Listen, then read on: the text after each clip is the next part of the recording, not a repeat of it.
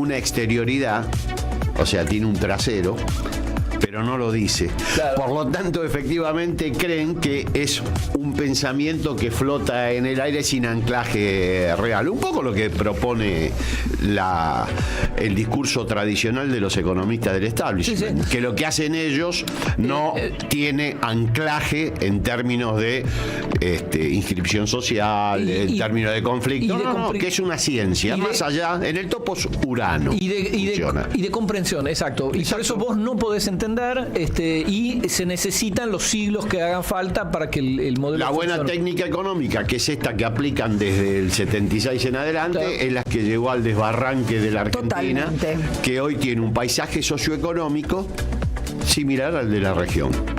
Por acá pasó Perón, pero desde la dictadura en adelante, cada vez se nota menos. Exacto. O sea que efectivamente son los que llevan adelante planes como los que está llevando a Milei, que tienen efectos de estructura que deben ser resueltos en términos ideológicos de una manera bastante sencilla, tratando de provocar una distancia entre lo que efectivamente sucede y lo que la percepción de opinión pública recoge. Entre otros temas, son estas instalaciones de agenda que nos hacen discutir los temas que ellos quieren. Después vos podés decir lo que quieras, pero una vez que se instaló la agenda, ya está. En este mismo momento hubieron datos fehacientes sobre el colapso del modelo que está llevando el presidente.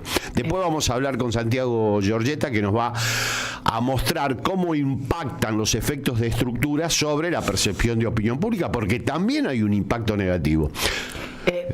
Caída de la actividad industrial. Bueno, vieron la UCA. 55 puntos de pobreza y 20 de indigencia. Son los mismos valores que tenía Néstor Carlos Kirchner cuando inició su gobierno. Lo que pasa es que ahora no está Néstor Carlos Kirchner. Está Javier, ¿cómo se llama? Gerardo Milei. Gerardo Milei. Tenemos en el aire a nuestra querida compañera Nuria Mendizábal. Hola Nuria, ¿cómo estás? Hola, estaba yendo para allá y me volví porque me siento mal, pero te queremos escuchar, ¿no? Y te perdiste unas facturas riquísimas, Nuria. Sí, bueno. me contaron que hay invitados importantes que llevaron facturas. Ahí está. Bueno, la próxima será. No, justo escuchó Artemio. Armé la columna pensando en Artemio, así que justamente estamos... Fuertes declaraciones. Sí, exactamente, pobre, porque no es un tema muy feliz, pero... Justamente pensaba, ¿no? Adhiriendo, por supuesto, a todo lo que contaron, lo que planteó Nati, lo que sumó Rinco al inicio del programa.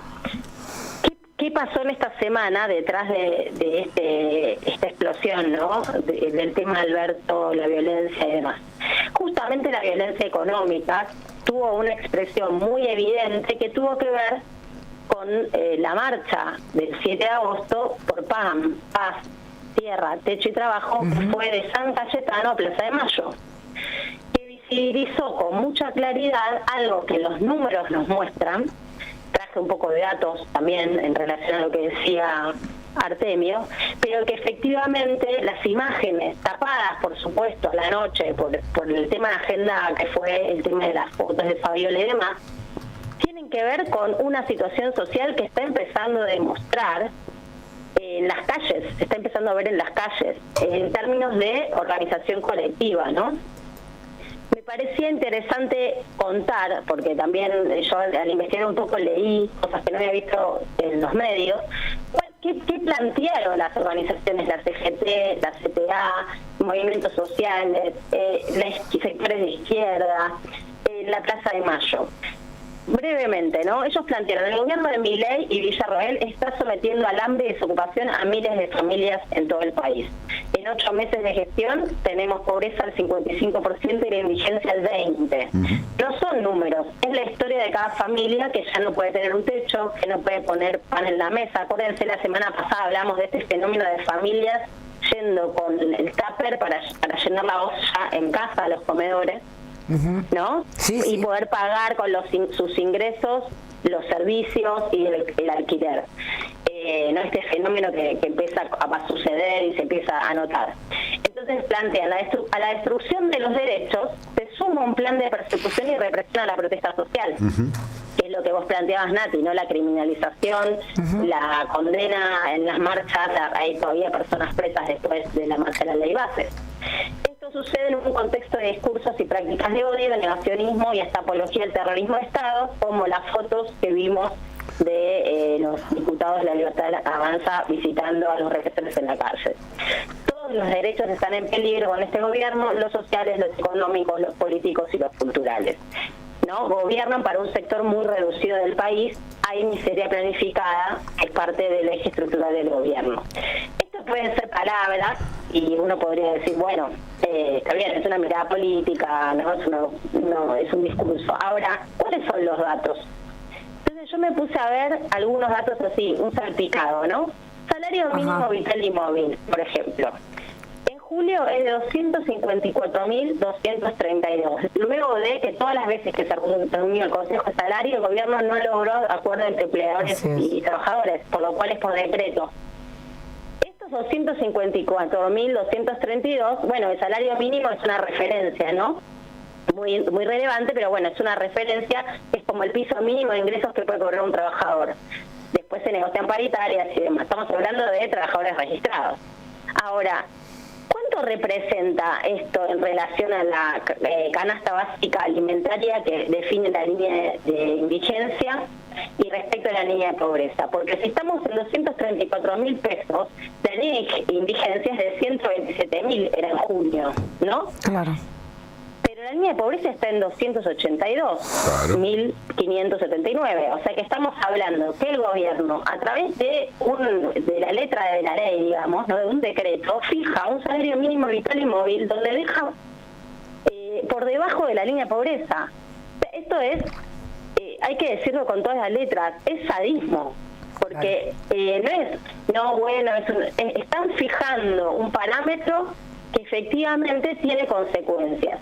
Y para decir un dato, hay una serie, quiero recomendar a la gente que le gusta buscar en Google mientras que escuchan, chequeado.com, hay una serie muy interesante que va desde el 90, una serie de salario mínimo interactiva, hasta la actualidad, cómo va variando.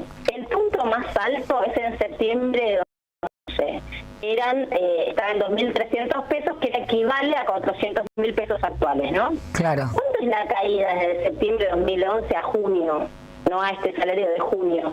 El 60,8% cayó el salario mínimo vital y móvil. Si lo referimos en relación al último de julio, que aumentó a 254.000, la caída es de 40%, ¿no? Bueno, referencias. Y un dato que va a salir en un informe cifra de Mariana González, un informe laboral que sale esta semana, que trabajamos juntas y tuve la suerte de darme con ese dato, que me pareció tremendo. ¿Cuál es la incidencia de la pobreza sobre los ocupados? Porque en general la representación social del pobre es el que no tiene trabajo, claro. ¿No? Bueno, no.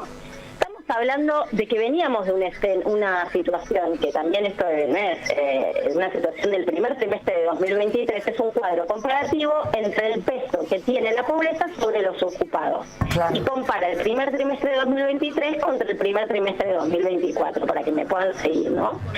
Cuando hablamos de... entonces, ¿qué pasaba en el primer trimestre de 2023? Que también explica lo que venimos diciendo todos estos años respecto del gobierno de Alberto Fernández, que hay una crisis de ingresos, no había distribución del ingreso, ¿no? Que seguía con de algún modo el plan económico heredado del macrismo, que no modificó estructuralmente. Todo esto lo hemos dicho, no es algo que ahora es.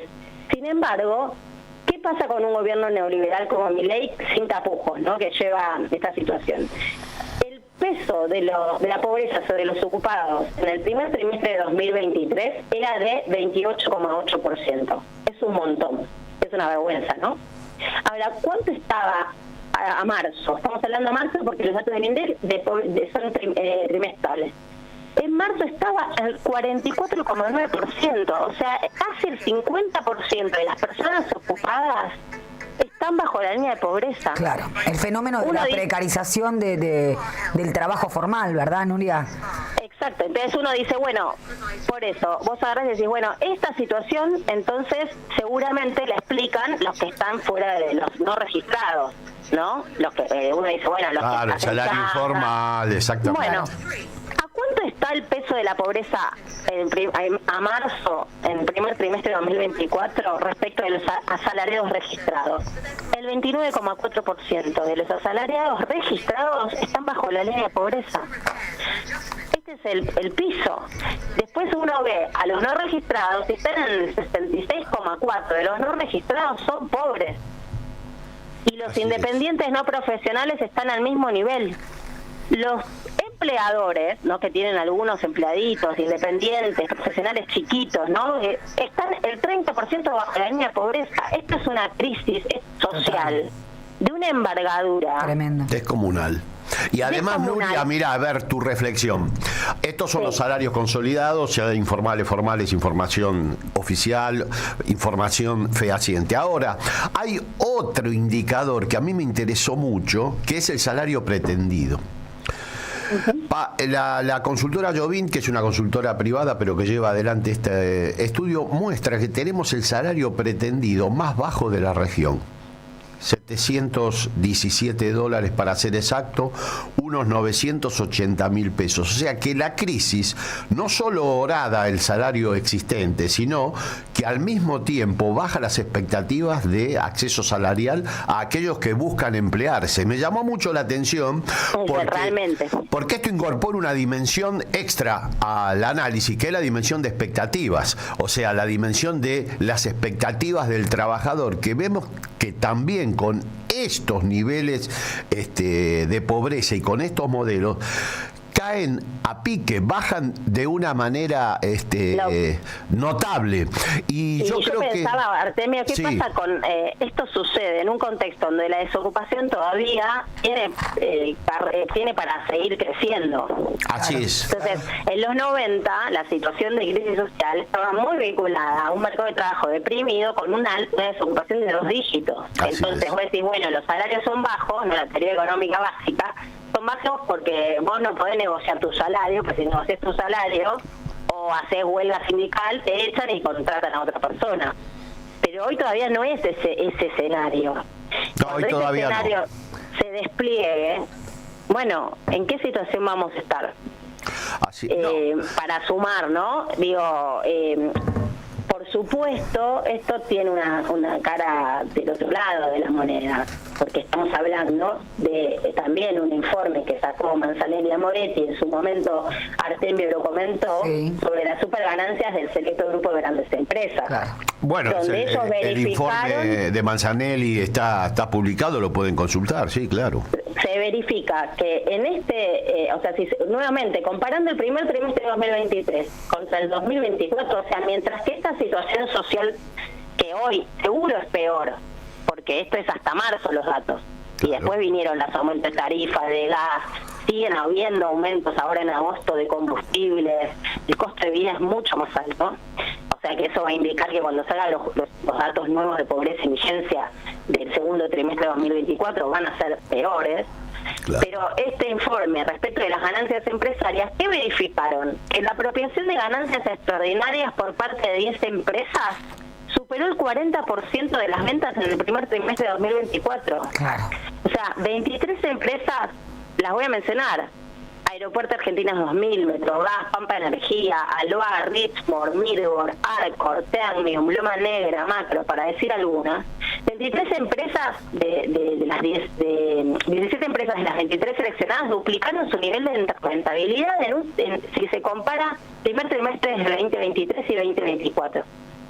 Entonces, no es que estamos en una situación de crisis donde la Argentina no tiene... Estamos ante un plan económico de miseria planificada. Y transferencia de ingresos a un selecto grupo de empresarios, tanto local como extranjero. No es que todos perdemos, porque el discurso oficial es, bueno, como dice Caputo, les agradezco el esfuerzo. Tendría que decir que hacen ustedes, que son la girada, porque nosotros no hacemos ninguno, nos las estamos llevando en pala. Claro. Eso no se completa en el discurso oficial. Falta la segunda parte. Pero es muy interesante lo que dice Nuria, porque en este sistema que plantean que todos estamos haciendo un esfuerzo, hay un sector que está ganando, que está teniendo ganancias exorbitantes, extraordinarias. Muchas energéticas, ¿notaron? Claro, a costa del pueblo. Por eso mencionábamos también al inicio de este programa quién pagó el famoso ajuste fiscal o quién pagó. Bueno, los jubilados desde ya el 30% siempre recae sobre ellos. Y hay que decirlo, exacto. Siempre volvemos a lo mismo, lo que Esteban Bullrich, siendo todavía ministro de Educación de la Nación en el gobierno de Cambiemos, explicó, tuvo así como la gentileza de explicarnos cuál era el país hacia el que quería que fuéramos, que hay dos clases de argentinos. El argentino que nace y que es como Galperín, es decir, que así lo mencionaba él, como Galperín, sí. Es decir, que tomó la precaución de nacer rico heredero y que genera empleo. Eso es para él, quienes generan empleo son los empresarios. Y otra clase de argentinos, es decir, el que no tomó la precaución de elegir bien la cigüeña, y que debe gozar con la incertidumbre. Gozar con la incertidumbre. Sí. Es decir, lo que pero no es justamente lo que pasa en Argentina. Hay sectores que tienen una certidumbre absoluta. Por eso, es decir, las mayorías, en el modelo de esta gente, las mayorías tienen que gozar con la incertidumbre y la minoría, el 0,1% más rico, toda la seguridad jurídica. Toda la seguridad, que el Estado se tiene que focalizar en ese 0,1% más rico, darle garantías, es decir, que no haya ningún riesgo, si compró dólar, no compró dólar, si invirtió, el Estado siempre está para protegerlo. Y en ese sentido vamos, como vos bien lo decís siempre, vamos hacia un modelo que más coherente con la región. Es un modelo a la peruana, es decir, con 70% cuentapropistas que Rico, sobreviven. Esa bisagra de homogeneización del paisaje socioeconómico argentino con la región lo instaló la dictadura. Claro, sí. O sea que a partir de la instauración del modelo neoliberal, Argentina cada vez se parece más, por supuesto con la interrupción 2003-2015, que fue el único lapso donde el modelo se dio y se confrontó ese modelo de una manera muy eficaz.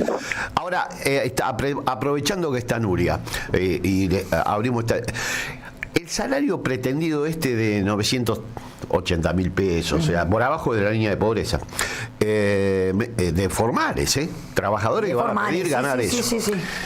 Me hizo recordar a una nota de Diego Taitán que apareció en la entrañable revista Eñe, que la citamos frecuentemente porque la leemos muy frecuentemente, donde habla de la paradoja de Luke.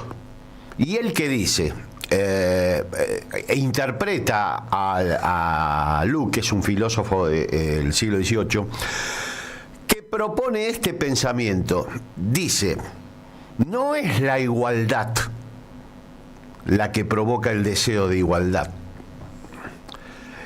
En realidad, dice esto, porque no es el deseo de igualdad el que provoca estructuras de igualdad. Al contrario, son las estructuras de igualdad las que provocan el deseo. Estos gobiernos tienen adicionalmente ese mecanismo. Son tan desiguales y erosionan tanto las condiciones materiales de existencia de la gente que finalmente les hacen declinar el deseo. Claro. Total. Esto observamos cuando cualquiera de nosotros va a pedir un salario que se ubica por debajo de los requerimientos mínimos para superar la línea de pobreza. Por eso que durante el kirchnerismo bautismal la presión salarial e incluso la presión gremial, y yo lo veo bien, era con niveles de salario que hoy creo que en términos de poder real duplican al actual. Y sin embargo las presiones eran sostenidas al alza. Yo creo que eso es correcto porque es la función de la estructura gremial y de los trabajadores. Ahora, mirá a nivel subjetivo lo que producen estos gobiernos calamitosos. Una pérdida del deseo que se expresa en indicadores discretos. Este es uno. Pero ¿cuánto pretende ganar? La visibilización de quién es el responsable. Porque yo estaba leyendo en esta semana encuestas, que no sé, ni me acuerdo de dónde, después seguro si sale Santiago Giussetta va a aclarar esto, pero que una de las principales preocupaciones de la gente es la corrupción. Entonces tenés la marcha de San Cayetano, ¿no?, que visibiliza esto que estamos diciendo y se ven los números, pero a la vez tenés en todos los medios hablando de una cosa aberrante, como dijo Cristina, que es lo que de Alberto Fernández, en toda su expresión, ¿no? Lo que hizo políticamente, lo que hizo económicamente, Totalmente. lo que hizo adentro de su familia, pero de todas maneras no deja de ser, si vos lo ves sin subtítulos, decís, bueno, ¿quién es el responsable simbólicamente de la situación hoy? Ponele que uno dice Alberto Fernández, ¿no? Literal, pero si no, es los políticos. Sí.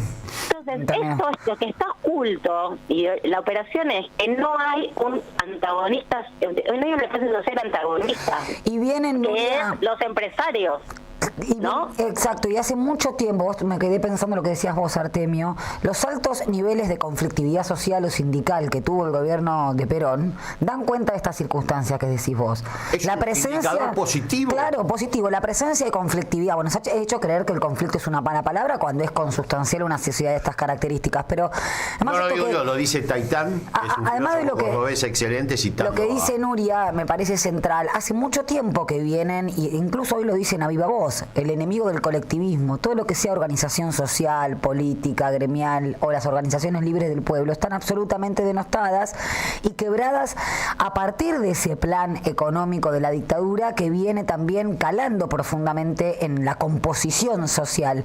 Yo recordaba una noticia que obviamente puede haber pasado totalmente desapercibida esta semana, pero hubo un proyecto de ley por parte del diputado Tetaz que tiende a terminar con los aportes, entre comillas, forzados de los trabajadores hacia los sindicatos, claro, que son las famosas cuotas sindical o cuotas de solidaridad establecidas en el artículo 9 de la Ley de Asociaciones Sindicales. Van por eso, van por el desfinanciamiento de las organizaciones sociales, sindicales, pero también a quebrar la rémora, lo que quede mal, bien, de los colectivos que pueden llegar a ponerle freno.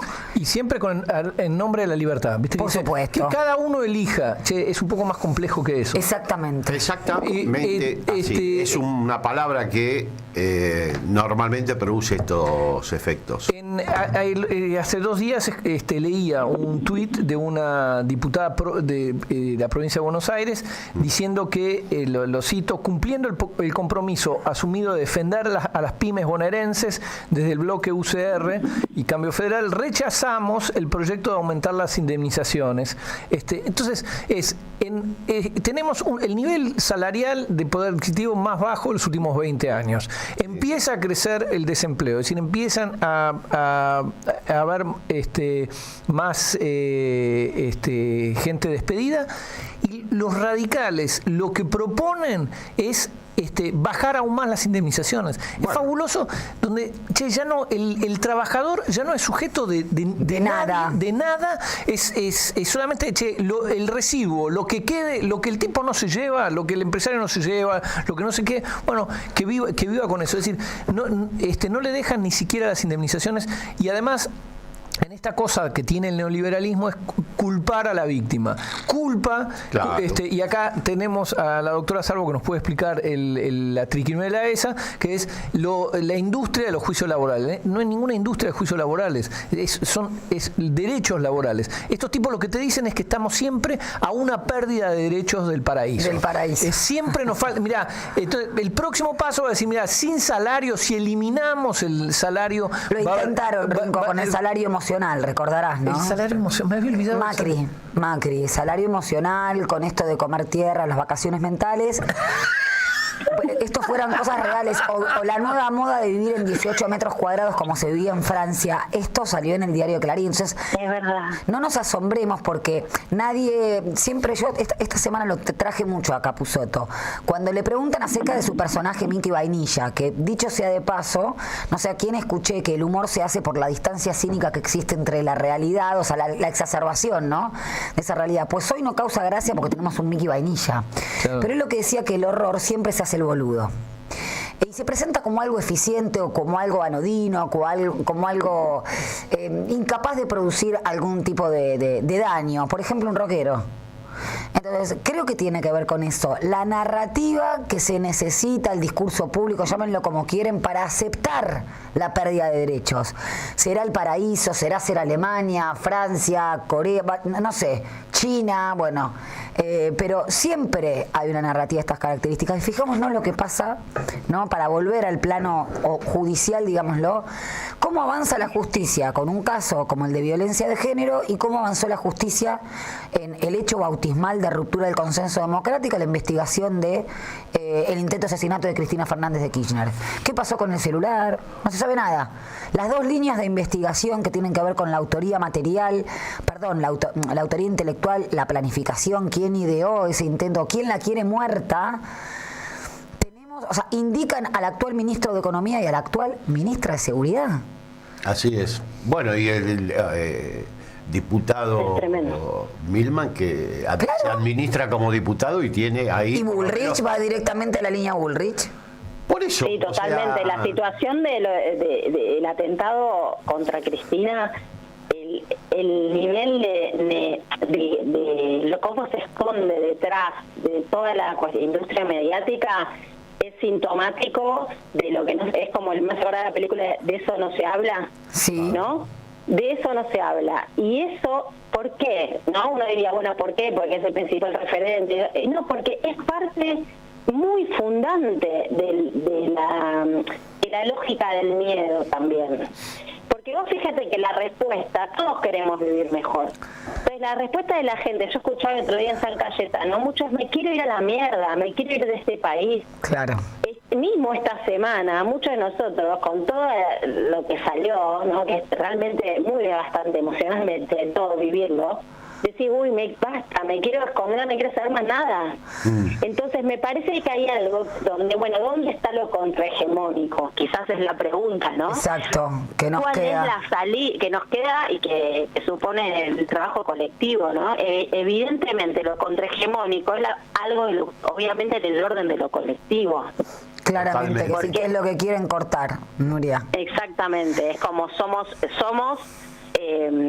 me parece que las crisis sociales tienen toda una etapa de donde las personas que son carne de esas crisis las viven o las vivimos como algo individual.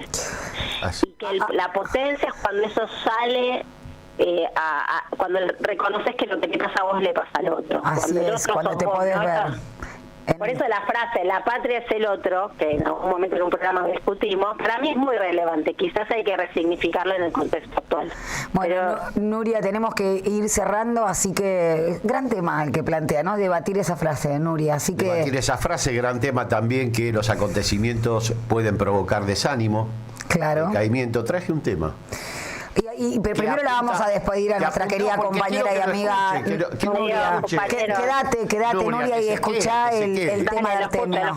Un abrazo. Es un tema de los años 90, de los Cuervos Negros, Black Crowes, que habla justamente del doble esfuerzo que hay que hacer en momentos difíciles. Se llama Twist Heart, o sea que en momentos duros, doble esfuerzo. Él lo habla, Roberto Kennedy, letra, con respecto a la primer ruptura amorosa, que hay que hacer un doble esfuerzo para remontarla. Bueno, un poco ese ambiente, ese clima, está reproduciéndose hoy para un sector importante de la sociedad.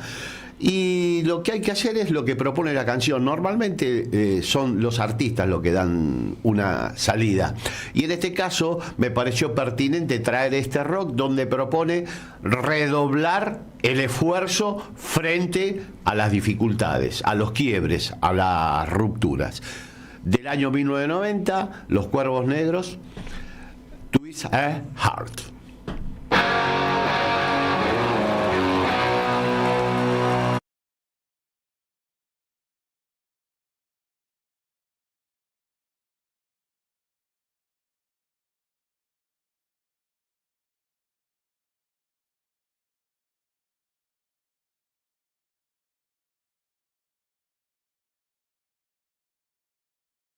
Rastreos por GPS, servicios especiales, las 24 horas, los 365 días del año. Llame gratuitamente al 0810-333-2008 o al 4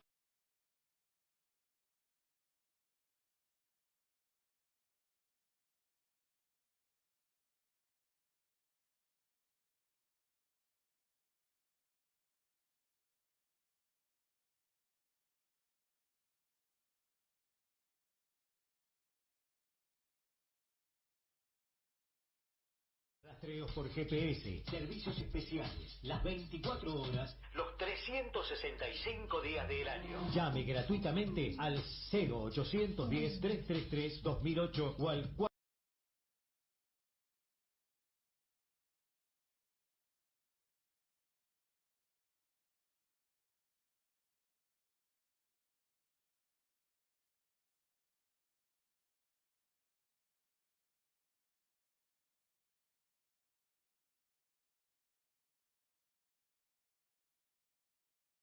Rastreos por GPS, servicios especiales, las 24 horas, los 365 días del año. Llame gratuitamente al 0810-333-2008 o al 4.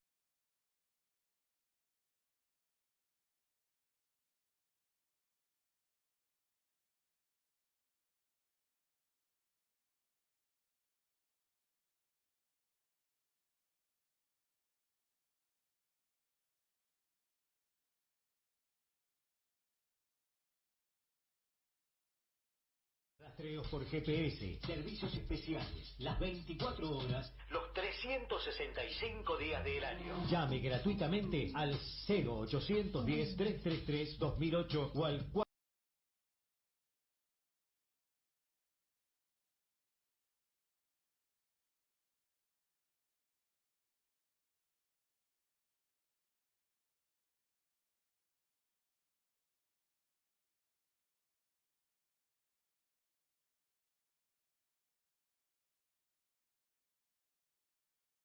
Rastreos por GPS, servicios especiales, las 24 horas, los 365 días del año. Llame gratuitamente al 0810-333-2008 o al 4.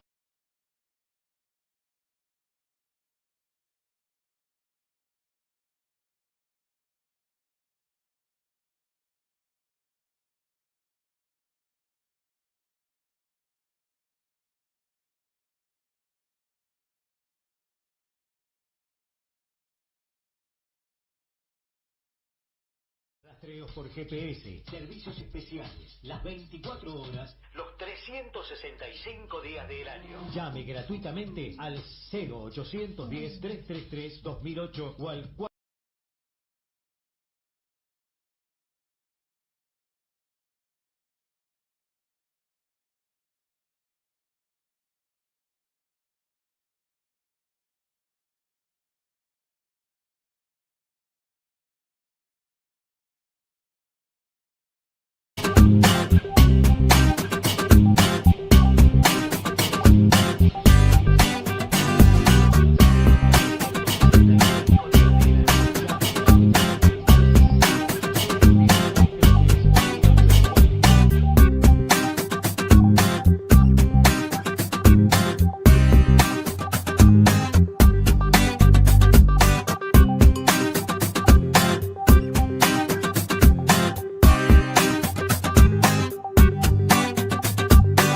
Seguí a la Radio de las Madres por YouTube, activa las notificaciones, dale like y suscríbete a nuestro canal.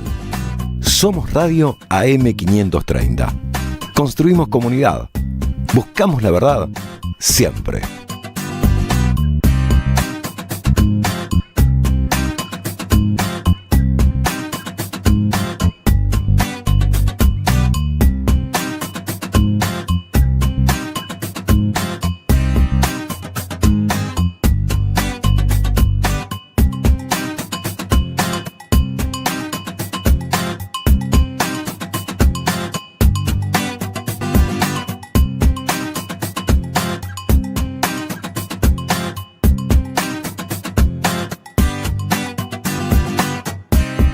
Somos Radio AM530.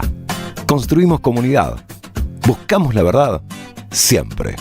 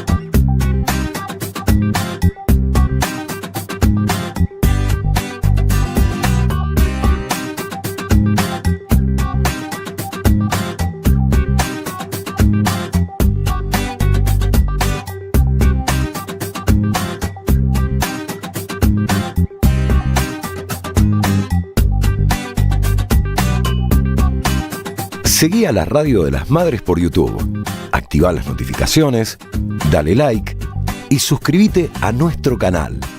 Somos Radio AM530. Construimos comunidad. Buscamos la verdad siempre.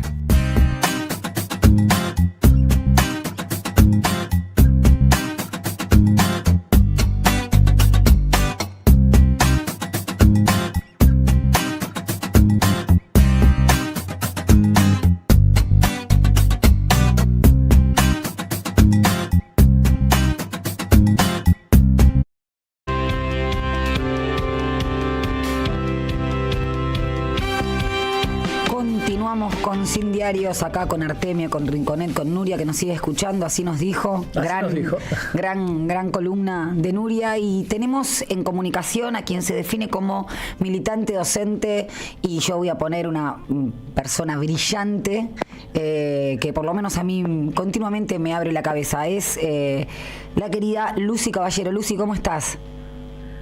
¿Cómo estás, compañera y compañeros? Bueno, muy contenta de estar en la Radio de las Madres. Bueno, para nosotros es un honor, un orgullo que estés acá. La verdad, Lucy, que bueno, con los hechos que son de público conocimiento esta semana, en relación a la temática de la violencia de género, también quería charlar con vos, más allá de las reflexiones que te merecen, porque sos la primera persona que te escuché hablar en esta gestión de violencia económica. Y muchas veces nos corren que solamente hablamos de un tipo de violencia, y me parece que si hay alguien que la sistematizó desde el primer momento, la vio, y no desde los púlpitos de los libros, de los escritorios, sos vos. Así que quería escucharte la reflexión de lo que sucede en lo público, que tiene que ver también con la temática de violencia de género, pero también con la violencia económica de este gobierno. Por donde vos quieras, te escuchamos atentamente. Sí, yo creo que eso es un proceso que muchas veces está invisibilizado, ¿no? Se nos trató muchas veces de reducir, o mejor dicho, de tratar de encapsular la violencia de género, aislándola primero del problema político, ¿no? Que ahora estamos viendo cómo estalla, es decir, se escinde la violencia de las formas políticas. Claro. Pero también la violencia por razones de género, la economía política de la violencia por razones de género. Nosotras venimos haciendo un esfuerzo ya desde hace varios años, como decís vos, y esta imagen nunca, el otro día la estaba pensando, ¿no? Que el movimiento feminista en Argentina se vuelve masivo en paralelo al inicio del endeudamiento más importante de nuestra historia, ¿no? Que fue el de Caputo y el de Mauricio Macri. Y que de alguna manera eso nos pone un corset, ¿no? En la capacidad de inscribir parte de nuestro programa. Pero al contrario de tener un programa que solo se reducía a la violencia por razones de género, nosotras estábamos planteando la discusión sobre la organización del trabajo, la remuneración del trabajo, la discusión sobre la política fiscal. Y bueno, eso quedó, digamos, de alguna manera subordinado, porque casi todas las demandas que tenían los movimientos populares, feministas, en relación a la justicia social, en un momento donde el Fondo Monetario está ejerciendo el gobierno en Argentina, quedaron subordinadas. Pero creo que la discusión de la violencia económica es un eje central que tenemos que retomar, porque en el gobierno de Milei yo tengo la hipótesis de que hay un pasaje de umbral, ¿no? Si nosotras veníamos hablando, y nosotros, porque había escuchado a Artemio también y a la compañera que hizo todo digamos, que dio números muy concretos sobre lo que está significando este gobierno. Si nosotros veníamos de una caída del salario que en algunos puntos mejoró un poco durante el gobierno de Alberto, pero por ejemplo lo que tiene que ver con el salario de los informales siguió cayendo. Bueno, ahora lo que estamos viendo es un pasaje de umbral donde se está poniendo en crisis incluso la supervivencia de una parte de la población, ¿no? Como si hubiera un pacto en la cual lo que está expresando Milei es que las clases dominantes se retiran incluso de de asegurar el mínimo de supervivencia de una parte de la población, ¿no? Es la primera vez en la historia que no hay propuestas desde los empresarios en el salario mínimo. Claro. Bueno, se están retirando de un pacto democrático e incluso de un pacto que aseguraba por lo menos el acceso al alimento de una parte de la población mayoritaria. Y hoy lo que vemos es que esta crisis está generando, por un lado, lo que veníamos midiendo, que es el grado de endeudamiento de la población. Nosotros venimos haciendo ese trabajo, tratando de relacionar este momento de deuda externa con el momento en el cual también los hogares empiezan a completar esos ingresos cada vez más perdedores con respecto a la inflación y empiezan a completarlo con deuda. Con deuda, claro. A partir de la desregulación de la economía, de la devaluación de diciembre, del DNU, que desregula bienes y servicios básicos de la economía, lo que vemos es que la última encuesta trimestral que hicimos de endeudamiento de los hogares de inquilinas, estamos viendo que el 60% de los inquilinos están endeudados para acceder a alimentos. Entonces, ahí yo veo, eso es violencia económica, ¿no? El hecho de que la deuda se haya naturalizado, transformado, ¿no? Exacto, naturalizado y transformado en un paisaje social donde hay muchísimas personas que están teniendo que endeudarse para acceder a bienes y servicios básicos, y que también es un problema político porque es una manera y esto lo conecto también con lo que decía la compañera anterior, digo, ¿cuáles son estos fenómenos que nos diferencian de la crisis del 2001, ¿no? Bueno, por ejemplo, un punto importante es que en el 2001 no había tanto crédito fácil, porque justamente lo que hace el endeudamiento masivo es absorber individualmente los costos de la crisis en cada casa, ¿no? Si antes había quizás a mano una salida colectiva frente a la desocupación, a la caída de los ingresos, hoy vemos que la propuesta de este sistema es que tomes deuda para aplazar y amortizar los costos del ajuste que promueve, en este caso, incluso que sobrecumple Milei con respecto a lo que pide el Fondo Monetario. Entonces ahí, por ejemplo, tenemos un punto para compararnos en esta crisis. Y lo que está sucediendo es que esta violencia económica, obviamente que también está haciendo crecer la violencia por razones de género. Nosotros venimos diciendo que hay un fenómeno de extensión de una violencia que es horizontal, ¿no? No está dirigida hacia arriba, hacia los responsables, sino contra el vecino, claro, contra la vecina. Y eso creo que lo tenemos que pensar a fondo, todos estos mecanismos, incluso en este momento, ¿no? de tanta confusión y de tanta operación política para sacarnos de los ejes que nos tienen que ocupar. Y Lucy, te hago una pregunta porque dijiste, bueno, sumamente interesante, pero hablaste de la economía política de la violencia. ¿Puede ser? Así te lo estoy parafraseando bien. Sí, yo creo que tenemos que pensar en esa clave. Claro. Bueno, me refiero que el punto de vista de la violencia tenemos que verlo, ¿no? Es decir, cómo estamos en un momento de pasaje de umbral, que no solamente es un problema de relaciones personales, sino claro, pensémoslo en el mundo, ¿no?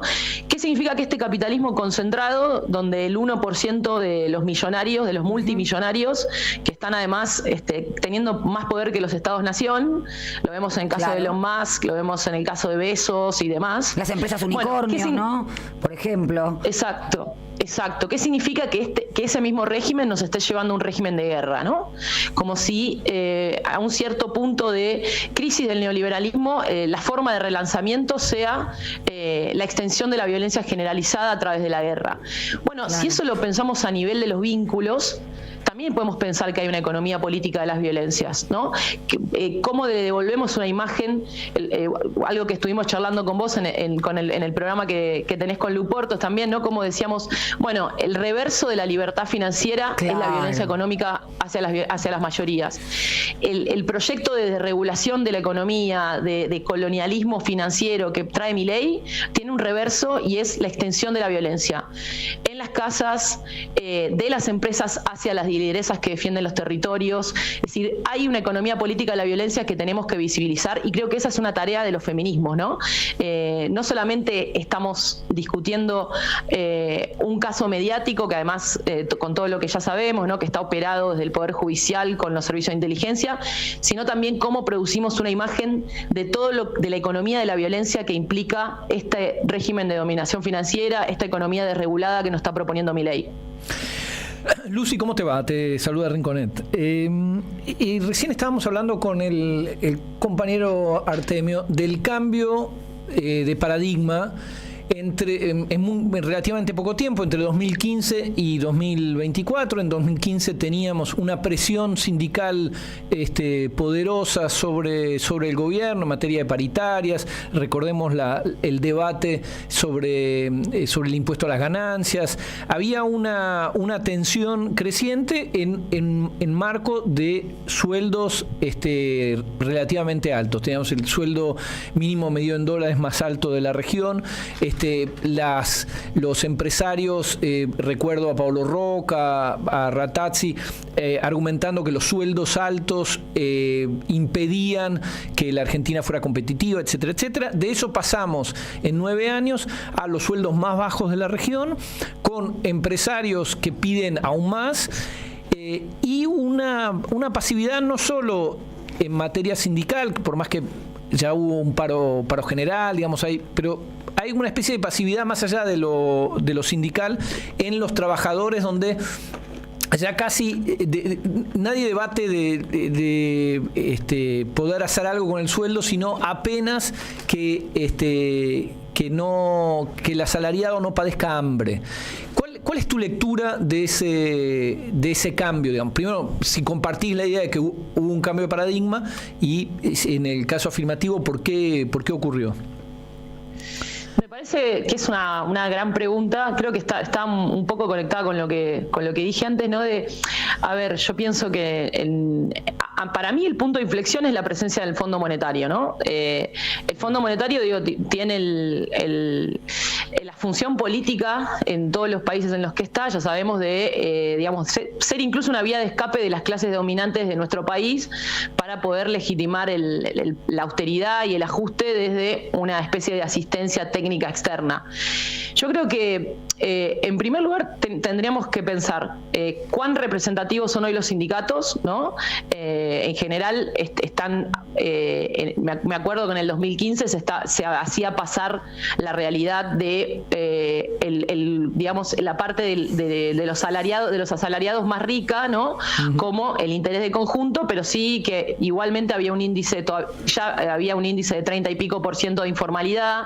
Entonces estaban reclamando por una parte del trabajo que no era la representativa de toda o de la mayoría de la clase trabajadora, ¿no? La mayoría de la clase trabajadora no pagaba ganancias en ese momento, y creo que por un lado hubo unos sindicatos o algunos sindicatos que no fomentan la formación política, la discusión, abandonan la discusión del proyecto político, ¿no?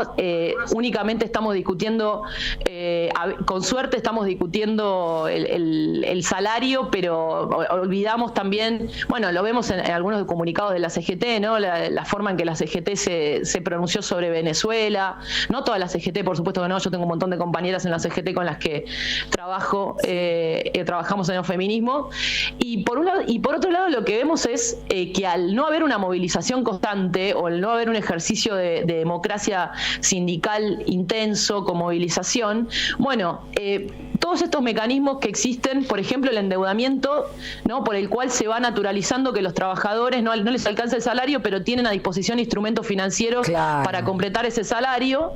Y entonces eso también es un mecanismo que hace que el lenguaje de la austeridad devenga una lengua popular, claro, ¿no? Por eso llevamos a un tipo como Milei que nos dice: hagan un esfuercito más, ¿no? Es una forma en que se fue macerando, cristalizando la subjetividad, una idea de sacrificio, una idea de pasividad, una idea que se la rompe con discusión política, con democracia sindical, pero también con un proyecto colectivo, ¿no? No va a suceder solamente desde lo mediático. Pero creo que ahí tenemos un problema político, de que tenemos que pensar a fondo los que nos sentimos parte del peronismo y del campo popular, que es qué significa que la austeridad y el ajuste devenga también el lenguaje que se habla en las casas. Claro. Que nos acostumbramos a un paisaje donde cada vez se está peor y se tiene a mano el endeudamiento y demás, pero son mecanismos políticos del propio sistema, ¿no? Y creo que eso no fue pensado a fondo por las militancias, por la dirigencia sindical, ¿no? Sí. Lucy, Artemio, ¿cómo estás? Buen día. Para cerrar va a cerrar la pregunta de Artemio. No quiero cerrar nada, simplemente una reflexión de Lucy. Que estaba escuchando lo que vos sugerías. Vos sabés que recién comentábamos que tenemos ya no los salarios observados, sino los salarios pretendidos más bajos de la región. Medio como que le han caído al deseo de una manera notable. Ya no se pretende siquiera tener un salario. Estamos en la mitad de las pretensiones salariales que teníamos con Cristina.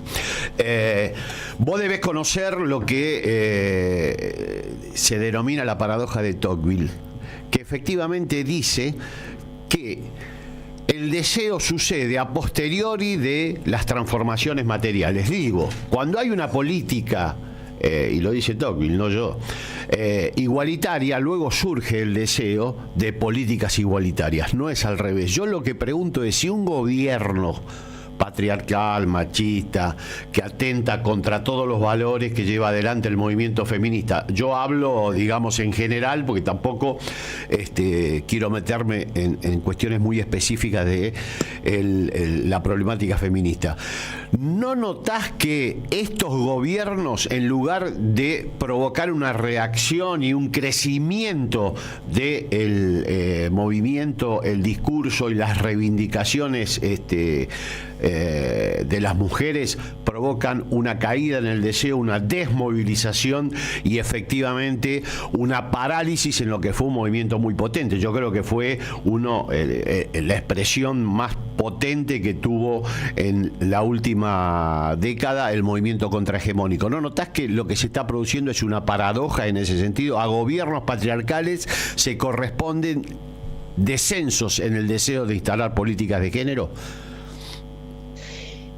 Que primero me parece que interesante pensarlo en esa clave. O sea, ayer estaba justo leyendo un libro que decía, bueno, las ultraderechas en todo el mundo lo que hacen es suscitar afectos, ¿no? Que por eso a veces no se entiende por qué la gente vota en contra de sus intereses materiales. Y bueno, decía, bueno, por ejemplo, trabajan sobre el miedo, el resentimiento y el odio, ¿no? Y cómo todo el tiempo tratan de suscitar una excitación en esos afectos. Yo creo que en el gobierno de Milei, creo que es la primera vez que tenemos un antifeminismo de Estado, ¿no? Lo decía Edora Barrancos la otra vez, decía, bueno, es la primera vez que el antifeminismo es un programa político. Entonces, por supuesto que eso arma un diálogo con una parte de la población que puede tener o puede estar descontenta o puede haber sentido que se desestabilizaron ciertas jerarquías a partir del movimiento feminista, y ahí hay una conexión y una excitación permanente. Pero con el movimiento feminista yo lo que creo que sucede tiene que ver, por un lado, que nosotras somos parte del campo popular, ¿no? La mayoría. Después, obviamente, es una expresión transversal, pero las que motorizamos las movilizaciones somos parte del campo popular, somos parte del estado de desafección y del estado de desorientación que hay en todo el campo popular.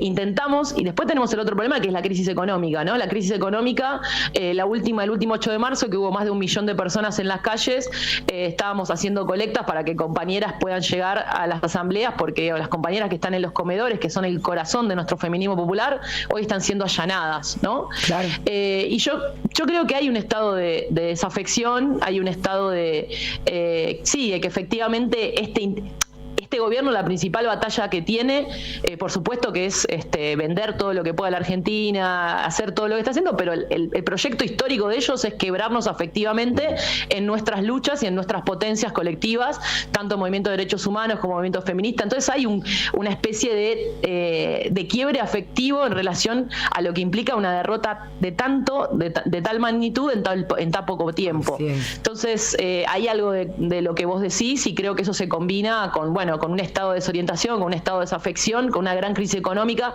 Las crisis económicas repliegan a las mujeres en lo doméstico y en una domesticidad que es una domesticidad violenta. Exacto. O sea, cuando llega una factura de gas de 160.000 pesos, en esa familia no van a pasar cosas lindas.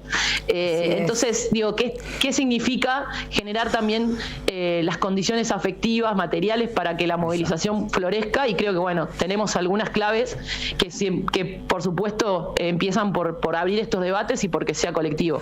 Bueno, Lucy, la verdad, en serio, un verdadero lujo escucharte. Me quedo con varias cosas, pero esta articulación que hace Lucy de la violencia económica con la proyección hacia lo doméstico y la necesidad de, bueno, ¿no?, de desarticular ese lenguaje de la autoridad del que hablaba Lucy. Bueno, me apunté, la verdad, columnas vertebrales de lo que dijiste, Lucy. Muchísimas gracias, te mandamos un fuerte abrazo, compañera. Un abrazo grande, compañeros, los admiro mucho. Bueno, un abrazo. gracias. Lucy, un abrazo. Muy bien. Y ahora, para que vos Muy no bien. admires, es una Necesitamos genia. que venga a piso. Es una genia, Lucy Caballero. Yo lo dije, la reivindico. Que bueno, ojalá estas compañeras tuvieran el mismo espacio que otros, ¿no? O que otros. Querido Artemio, ahora quien no vas a admirar seguramente es a Rinconet. No, yo creo porque tiene que elegir su tema, ¿o no?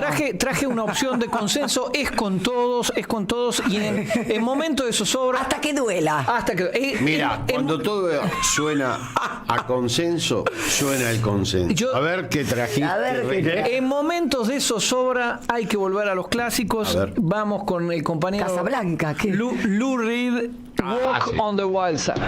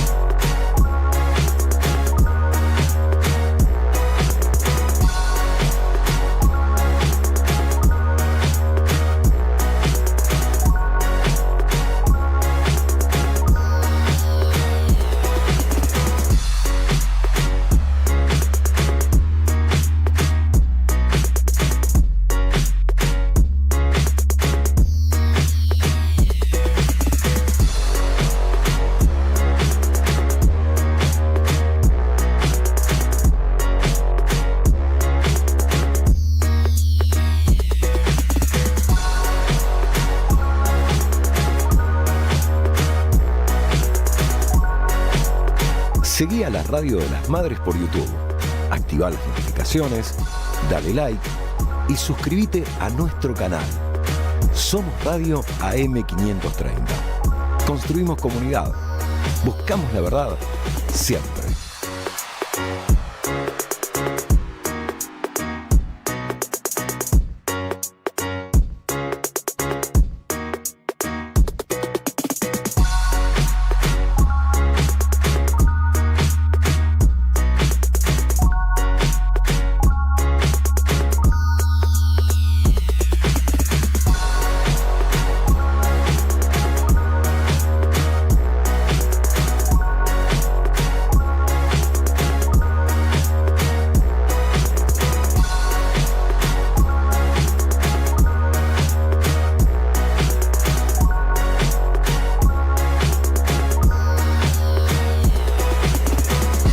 Somos Radio AM530. Construimos comunidad. Buscamos la verdad siempre.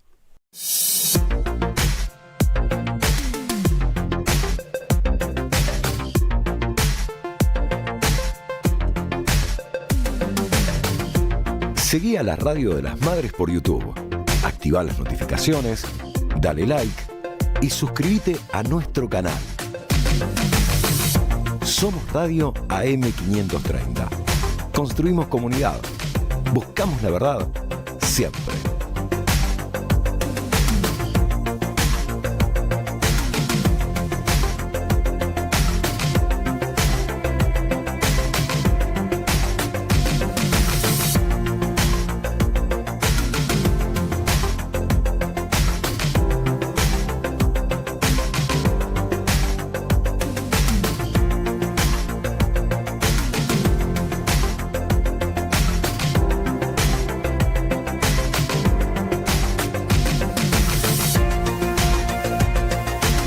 Seguí a la Radio de las Madres por YouTube. Activá las notificaciones, dale like y suscríbete a nuestro canal. Somos Radio AM530. Construimos comunidad. Buscamos la verdad siempre.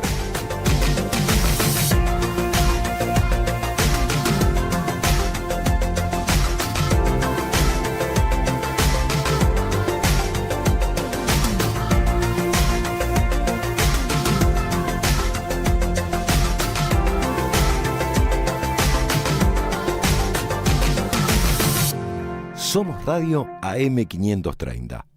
Construimos comunidad. Buscamos la verdad siempre.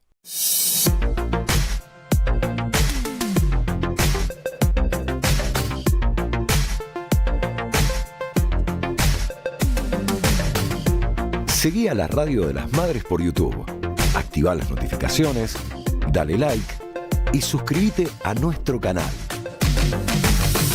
Somos Radio AM530. Construimos comunidad. Buscamos la verdad siempre.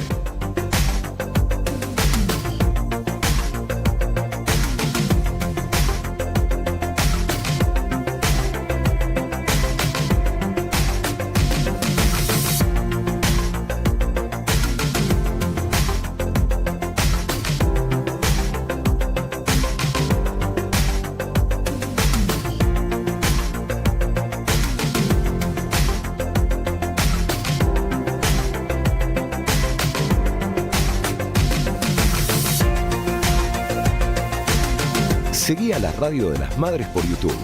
Activá las notificaciones, dale like y suscríbete a nuestro canal. Somos Radio AM530. Construimos comunidad. Buscamos la verdad siempre.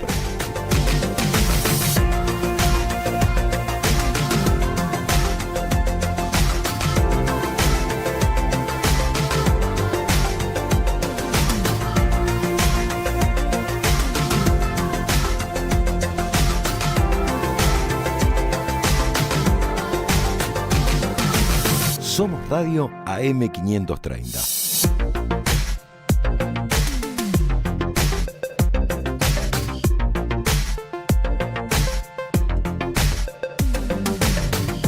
Seguí a la Radio de las Madres por YouTube. Activá las notificaciones, dale like y suscríbete a nuestro canal. Somos Radio AM530.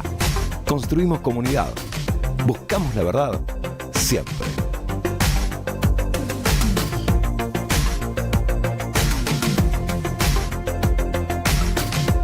Imaginación es educación. No hay nada que dure más que una radio, no hay nada más que te haga imaginar cosas que una radio. Cuando uno es chiquito y escucha por primera vez la radio, te imaginas cualquier cosa, es impresionante. Te armás un teatro. AM530, la radio de las Madres de Plaza de Mayo. Entre tanto papel, poco de aire. Sin diarios. Sábados de 9 a 11. Seguí a la radio de las Madres por YouTube. Somos Radio. Buscamos la verdad, dale like siempre y suscríbete a nuestro canal. Somos Radio AM530. Construimos comunidad. Buscamos la verdad siempre. Bueno, estábamos hablando acá con el compañero Arteli porque yo quiero que se lleve las mejores medialunas. ¿Cuáles son, Rinconet? Las medialunas del Pulquibar. Eso, pero claramente. ¿Y dónde está el Pulquibar? A ver, les tomo examen. Señora, ¿En qué avenida? Entre Ríos Muy bien. 480 y... Somos Radio 4. AM530. Entre Ríos, 484. No Construimos saben comunidad. las medialunas que hay acá. Buscamos la Queremos verdad. decir que hay un exceso Siempre. de harinas que nos va a poner agresivos. Eso es las harinas. Lo que nos pone Son agresivos las harinas. es la ausencia de harinas. Acá ya estaban circulando patadas posmesa, abajo de la mesa. En mi Seguí época a había la un radio personaje de las que Madres se por llamaba YouTube. Globulito. Activá las Que notificaciones. llegaba. Dale no like venía- y suscríbete Había a un nuestro médico canal. que trataba la obesidad y su consigna central Somos era: Radio si no fuera por la gordura, qué Construimos lindo sería comunidad. ser gordo. Pero qué lindo es comer los grandes placeres de la vida, Exactamente. por supuesto. Si Lucy Caballero habló de la política o del lenguaje de la austeridad, eso también. El ascetismo, señoras y señores, no va. No hay que ser una asceta, esto ya es un consejo personal. Bueno, pero hoy estamos con un lujo de entrevistas. Tuvimos a la compañera Nuria Bendizabel, a la compañera Lucy Caballero, y ahora tenemos a un gran valor. Gran valor, gran analista, gran Ahí está. consultor. Pero bueno, le cuesta desperezarse. Por eso, Le decimos, hola, siendo las Santiago. 10:36, recibimos a Santiago. Santiago Giorgetta. Giorgetta, ¿cómo estás, Santiago? ¿Qué tal? Buen día. ¿Cómo Buenos le va? días. ¿Cómo vamos? Gracias por la presentación. La de Natalia la tomo verosímil, la de Artemio sarcástica. Bueno, es un mix de todo. Te perdiste las medialunas y las harinas, Santiago, pero será para la próxima. Bueno, como dicen los gallegos, vamos al lío. Al grano. Ahí bueno, está. acá estamos discutiendo sobre cuál es la situación real de percepción de opinión pública sobre el presidente Javier Milei, sobre su gestión y eventualmente cuál es la perspectiva a considerar sobre posible evolución. Si hay algún cambio, si bien las consultoras no se ponen de acuerdo, había un predominio, un discurso relativamente hegemónico de que la imagen de Javier Milei no sufría demasiados cambios más allá de los efectos de estructura. Queríamos corroborarlo con la visión de proyección, tanto cuantitativa como cualitativamente, acerca de la marcha de los acontecimientos. ¿Está bien esto planteado, Santiago? Perfecto, Artemio, sí, perfecto. Bueno, te escuchamos. Nosotros que vemos, como habíamos dicho en este mismo programa, entre los meses de abril y mayo, la imagen de Milei ya tiene un repunte, según nuestras encuestas, y por ahí si querés varias más. Sí. La novedad empieza a suceder a partir de junio, empieza a haber una caída en la imagen de Milei, que se empieza a confirmar durante el mes de julio, y que ahora se consolida en el mes de agosto, en el principio de agosto, donde vemos un Milei a la baja, cerca de los 44-45 puntos de imagen positiva, pero eso es a la baja. ¿Por qué? Porque lo principal no es solo la imagen o la gestión. Bueno, parte de nuestro eslogan es: la imagen no es nada, la política es todo. En este caso podemos hablar de la política económica. ¿Por qué? Porque lo que más está cayendo, según nuestros estudios, son las expectativas económicas de la sociedad argentina, donde tenemos un dato que es contundente, que es solo el 31,5% considera que su economía va a mejorar. Sí. El 76% de los argentinos nos dicen que ajustan en los principales rubros, y el principal es alimentos. Y todos esos indicadores hacia un trimestre atrás estaban mejor. Exactamente. Y ahora, ¿dónde nosotros vemos el quiebre en la imagen de Milei? Y es esto: entendemos que empieza la caída, que va a haber que ver la velocidad y el vértigo de la misma. ¿Por qué? Porque en los grupos focales que nosotros venimos trabajando sistemáticamente desde el mes de febrero, con votantes de Javier Milei... Le mandamos un saludo a Ana Moncel, que lleva adelante esa tarea de una manera ejemplar. Le mandamos un gran saludo. ¿Qué es lo que pasa? En esos grupos focales, hasta este mes, hasta agosto, que son solo votantes de Milei de octubre, o sea, el núcleo duro, nos decían que atravesaban dificultades económicas, nos decían que se estaban ajustando, pero bueno, había que esperar, etcétera. Recién esta semana que pasó, nos empiezan a decir que están arrepentidos de votar a Javier Milei. Textual, o sea, expresan un arrepentimiento. Esto del universo es nacional de votantes de Javier Milei. Exacto. Así se conforman las mesas. Bueno, ¿qué pasa? ¿Por qué esa caída? Tres ejes que son fundamentales de por qué esa pérdida de ya, si querés, de esperanza, que tanto lo que se hablaba, que el voto en Milei era la esperanza, bueno, se rompió en una parte importante de su grupo, de su núcleo duro, un segmento de nivel socioeconómico medio-bajo, y los tres ejes son muy sencillos. El primero, no está cumpliendo con las promesas de campaña. ¿Cuál es esa promesa de campaña?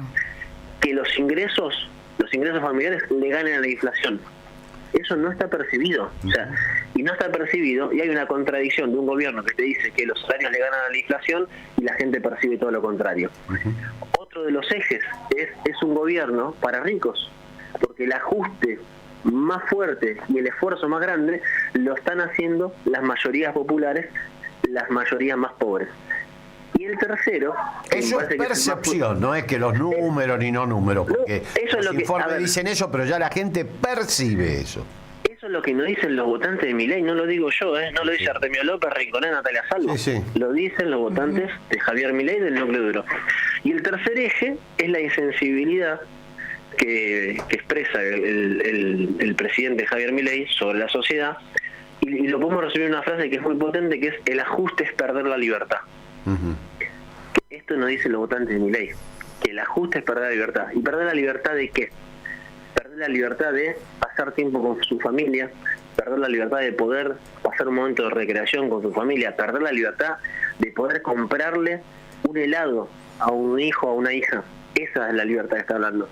entienden que este esfuerzo enorme que están haciendo de trabajar todos los días, donde la frase es hacemos malabares para llegar no solo a fin de mes, sino para el día, se está volviendo muy fuerte, cada vez más potente, con cada vez, cuando se expresa esta discusión en la mesa de los grupos focales, hay niveles de acuerdo muy altos en los mismos votantes de Milei.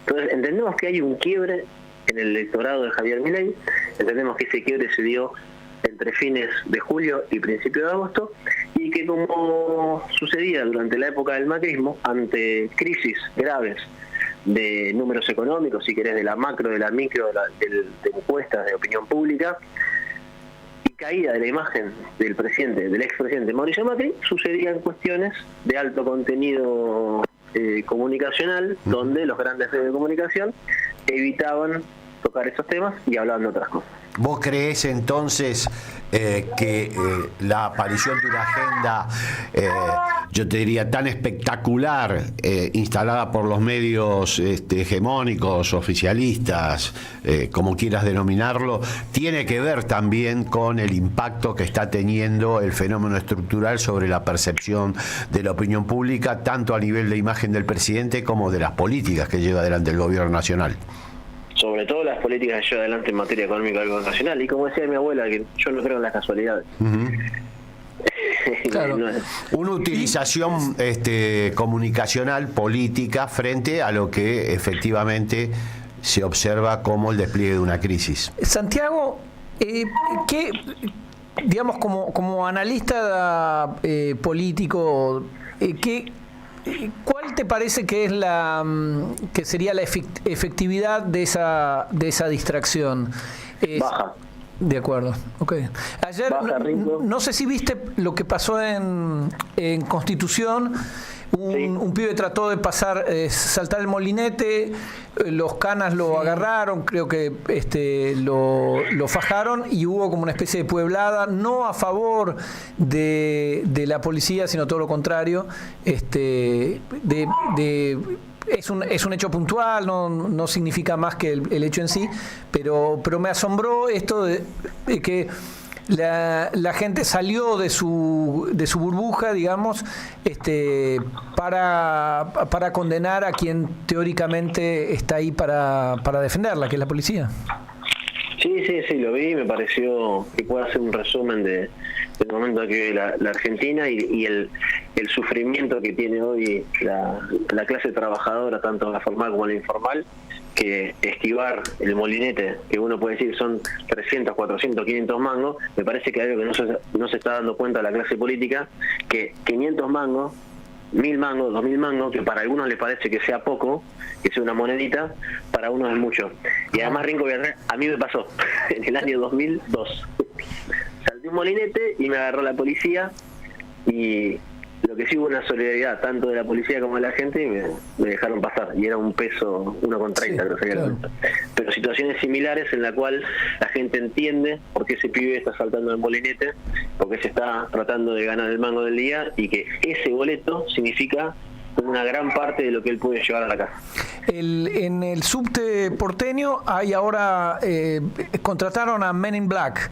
Son tipos de traje negro, corbata negra o camisa blanca, que están ahí supuesta por fuera de la gente de seguridad. Están de civil, verificando que la gente no salga. Es decir, la solución a una crisis colectiva no pasa por lo represivo. Es decir, voy a poner niatos que van a controlar a los niatos, que controlan a los niatos, que controlan a los que saltan, en vez de buscar una solución. Pero bueno, vos ves que estos sistemas distractivos no van a, digamos, tendrían escasa efectividad. Sí, por la profundidad de la crisis económica, Rinco. Se puede discutir lo que pasa, si querés, respecto a la denuncia contra Alberto Fernández. digo, donde la justicia, que es el actor con menor prestigio de la Argentina, es la que debería actuar. Digo, uno no espera nada de la justicia, debería actuar rápido para hacer un hecho grave como este. Además se encapsuló la cápsula en Comodoro Pi, todo muy raro, hay una serie de movimientos que no están absolutamente claros, pero quiero tu mirada sobre esto. Mi percepción es que se sostuvo la imagen del presidente y la imagen de gestión del gobierno en general, aunque más discretamente, en 3 etapas. La primera, motorizada por la esperanza, que creo que fue el primer trimestre, donde efectivamente la esperanza era el motor, el plexo central del sostenimiento de la popularidad del presidente. La segunda, creo que la sostuvo la pérdida del deseo, que la gente pedía cada vez menos, por lo cual, frente a un panorama de alternativas confuso, se sostenía todavía la figura del presidente Milei como lo único existente, sobre todo para sus votantes, ¿no? Pero eso se ha quebrado y efectivamente el límite de la pérdida de deseo, el límite de la esperanza, yo creo que ya aconteció después del primer trimestre. O sea, ahí hay una discusión que está pendiente. Pero ahora ya se ha perdido el efecto que la pérdida del deseo y la resignación tenían como soporte para la imagen del presidente. O sea que el crecimiento del malestar marcaría una bisagra a partir de lo que ustedes observan tanto cualitativa como cuantitativamente en este mes pasado de julio. Sí, ahí lo que hay que aclarar, y me parece que es muy importante, es qué segmento de votantes es el que está en esa etapa, porque no son todos iguales, es heterogéneo, pero el otro día veía que había una consultora que decía, o un canal de streaming de estos que tiene muchas coincidencias por ahí con el gobierno nacional y que quieren decir otra cosa, que había... ¿Cuál es el canal? No, Cenital, básicamente. Sí. Bueno, Cenital decían que el electorado de Javier Milei, de niveles socioeconómicos bajos, eran los que tenían mayor apoyo hacia el gobierno, y los de nivel socioeconómico más alto eran los que tenían un mayor, los que se estaban yendo. Que nosotros vemos totalmente al revés. Comparto tu opinión.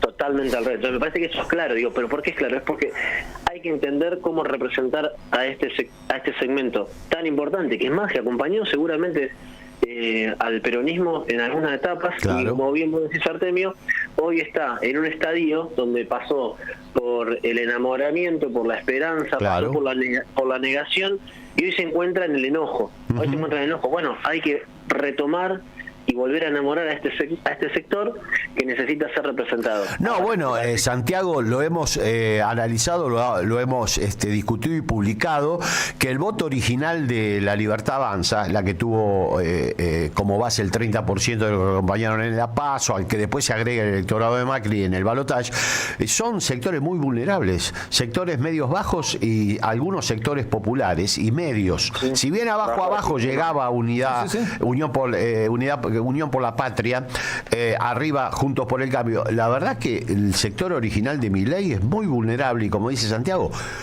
en la historia electoral de buena parte de ellos, ¿no? Algunos son muy jóvenes y no la tuvieron, pero hubo un voto al kirchnerismo e incluso a la figura de Cristina Fernández. Por lo tanto, claro. es cierto lo que plantea Giorgetta, de que no serían esos los sectores que están sosteniendo con más fuerza la popularidad o la legitimidad del gobierno en términos de opinión pública. Santiago, recién hablábamos con Lucy Caballero de esto que a ella le parece una novedad, al menos desde el retorno a la democracia, de tener un establishment, un empresariado que acepta en paritarias un nivel de salario por debajo de la línea de pobreza. Es decir, hay algo como decir, no me importa lo que esto ocurra, al tipo no le va a alcanzar, a duras penas le va a alcanzar para al empleado registrado, ni siquiera hablemos de que está por fuera del empleo registrado. Al empleado registrado le va a alcanzar a duras penas para la comida. Esa impresión, digamos, ¿cuál es tu impresión frente a eso? Porque es algo que, a menos que nos convirtamos en los próximos 6 meses en Perú, que parece difícil, hay un resto muy potente de defensa de los salarios, defensa de los derechos sindicales, que por más aletargado que esté hoy, no parece ser una solución de mediano plazo. Digamos, ¿qué es lo que ves con respecto a ese empresariado que ha aplaudido a rabiar a Milei en el Yao Yao? Los grandes... los exitosos del modelo, digamos, sí, apuestan a algo, a un sistema que en principio, en una de esas me equivoco, en principio pareciera insostenible en el mediano plazo. Sí, hay rincos. A ver, me parece que hay grandes empresarios y que son muy malos analistas políticos, o si querés, hacedores de la política. Vos pensás que esos empresarios después a la primera de cambio se van a vivir en otro país y hasta radican sus razones sociales en otro país. Me parece que no creo que es algo que tengan a consideración. En ese sentido el empresariado argentino se equivoca y se suele equivocar. Fíjate que los balances de las empresas durante el macrismo, cómo les iba y cómo ejercieron su voto. Me parece que ahí lo que hay que lograr es que esa masa crítica que vos decías recién sobre trabajadores que todavía entienden y pueden defender sus derechos y tienen una capacidad de acción importante, es tratar de primero conducir a esas grandes masas y segundo incorporar a quienes quedaron afuera, que son los trabajadores informales, que casi es la misma, hay una paridad muy grande en las cantidades, y que son quienes masivamente se volcaron a votar a Javier Milei porque entendieron que no había representatividad. Ahí tiene que haber una respuesta por parte de un espacio político, es más, hay una respuesta después si es el gobierno por parte del Estado contundente. Y del empresariado, la verdad, yo particularmente no espero nada porque entiendo que políticamente siempre van a jugar una convicción muy antiperonista que les hace tener un sesgo que no les... Yo me acuerdo cuando la deponen a Dilma Rousseff, que también saben hablar sobre el empresariado brasileño, y no me acuerdo exactamente quién fue, que dijo, nuestro error fue haber intentado decirle al empresario brasileño cómo debería actuar o cómo debería producir. Bueno, lo que nosotros tenemos que hacer es generar las condiciones para que hagan lo que nosotros queremos. Así es. Sí, bueno, la tragedia del empresariado argentino se observa en su posición, digo el mayoritario, hubo siempre obviamente excepciones, frente a los gobiernos peronistas, siempre hubo una oposición en términos ideológicos y políticos que no se correspondía con su despliegue material. Eso me parece que es un fenómeno interesante para analizar, hoy se visualiza, pero me interesó mucho lo que planteó Santiago, que ellos ven una bisagra en cuanto a el sostenimiento de opinión pública del gobierno, sobre todo de los electores. La realidad efectiva, como decía el general. Bueno, sí, me parece que por ahí, como lo graficamos con Artemio hace ya un tiempo, cuando el mejor dirigente del país, el presidente ya puesto, Horacio Rodríguez Larreta, era una cuestión invencible y que nosotros veíamos y lo habíamos nominalizado como la caída no para, en relación a su eslogan. Me parece que hay una caída, que entró en caída Javier Milei, y que habrá que ver si para o no, o a qué velocidad se ejerce. Claro. Sí. Bueno, como todo fenómeno, siempre es un fenómeno que hay que analizarlo puntualmente. El análisis siempre tiene que tomar en cuenta que los fenómenos de percepción llevan un tiempo distinto a los fenómenos de estructura. Hay que ser discretos con respecto a lo que uno analiza, saber que tiene un componente conjetural importante, pero está muy bien señalar de que tanto cualitativa como cuantitativamente pareciera ya haber un cambio notable en la percepción de opinión pública que se corresponde con este síntoma de que hay una fuerte impronta en la agenda mediática destinada a desplazar los temas de estructura por otros. Bueno, la verdad que qué programa y qué lujo. Nos das un aliciente, Santiago, sabemos que son números, entre comillas, objetivos, digo objetivos porque la objetividad no existe, pero bueno, un aliciente porque siempre o últimamente se vendía a Javier Milei su imagen como algo incontrastable, que no era pasible de ningún tipo de caída, así que muchas gracias, Santiago. Te vamos a invitar acá al piso. Por favor. ¿Sabés por qué? Por las facturas. Sobre todo por las medallonas del Turqui. Pero a pesar de Artemio, cuando Milei subió, nosotros salimos en esta misma radio a decir que había subido en su imagen, y ahora cuando cae decimos cuando cae. La objetividad tiene que ser el punto central de nuestro trabajo. Absolutamente. Si no nos van a decir los Jacobes de la vida. De todas maneras, Dios no lo quiera. De todas maneras, estás apareciendo en el streaming con una foto que yo diría que la cambien, porque está muy bien, una foto sonriente, y la pregunta de rigor es: ¿de qué se ríe? ¿De qué se ríe Giorgetta? De esta caída de... Hashtag ¿de qué se ríe Giorgetta? Por eso, vamos a cambiarla por algo un poquito más moderado. Santiago, te agradecemos mucho, te mandamos un beso grande y nos estamos viendo de manera presencial, con seguridad. Un beso grande y un gran abrazo para todos. Chao, gracias. Bueno, estamos, diría, llegando al final, y yo voy a responder las dudas trepidantes, diría mi amigo Rinconet, de la audiencia que se comunica al 11-3-200-0530, que es: ¿a dónde está Amado Vudú? ¿Qué pasó con nuestro conductor? Nuestro conductor vuelve, como siempre, como los grandes y las grandes. Así que el sábado que viene lo van a tener aquí al gran Amado Vudú conduciendo lo que es este programa hermoso que compartimos, que se llama Sin Diarios, por supuesto en la radio de las madres, pero como siempre saben que nosotros musicalizamos a tono, en sintonía. Entonces nos vamos a ir con un gran tema que lo canta La Mancha de Rolando, pero interpreta un tema de Spinetta, si mal no voy a decir, que es No te alejes tanto de mí. Entonces, un tema del Flaco de Spinetta, No te alejes tanto de mí, por La Mancha de Rolando. Nos vemos el sábado que viene de 9 a 11. No dejen la casa de las madres, la radio de las madres, porque ya vienen los compañeros y compañeras de Tiempo Argentina. Y agradecemos a nuestro productor Carlos Di María, a Gustavo Hoffman en la operación. No hacer un comentario un poquito más largo. No. De algún tema, porque quiero interrumpir. Sí, compañeros, muchísimas gracias.